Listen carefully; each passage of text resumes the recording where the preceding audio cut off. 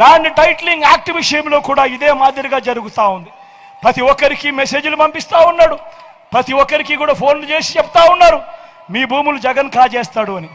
అయ్యా చంద్రబాబు, జగన్ ఎలాంటి వాడో నీకు తెలియదేమో, కానీ ఈ రాష్ట్రంలో ఉన్న ప్రతి పేదకు తెలుసు జగన్ ఎలాంటి వాడో అని చెప్పి ఈ సందర్భంగా చెప్తా ఉన్నా.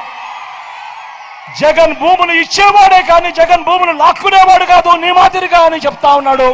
ఈరోజు అసలు ల్యాండ్ టైటిలింగ్ యాక్ట్ అంటే ఏమో చంద్రబాబు నాయుడు గారికి తెలుసా అని అడుగుతా ఉన్నాడు మీ జగన్.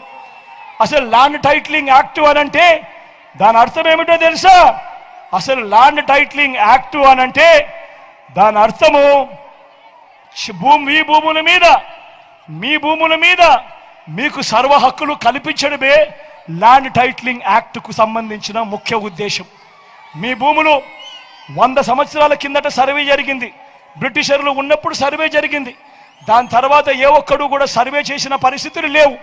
ఎక్కడా కూడా 15,000 గ్రామ సచివాలయాలలో 15,000 సర్వేలను పెట్టించి ఏ ఒక్కరు కూడా ఎప్పుడు సర్వే చేసిన పరిస్థితులే లేవు.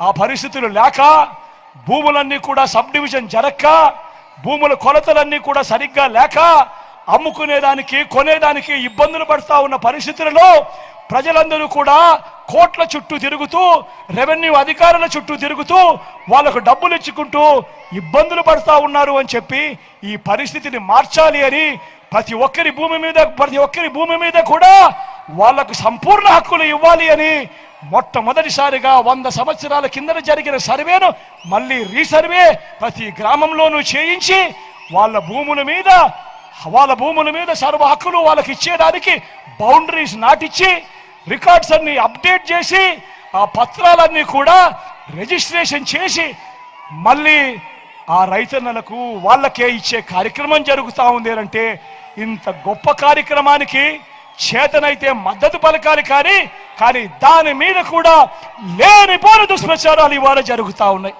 ప్రతి ఒక్కరిని కూడా ఆలోచన చేయమని కోరుతా ఉన్నా.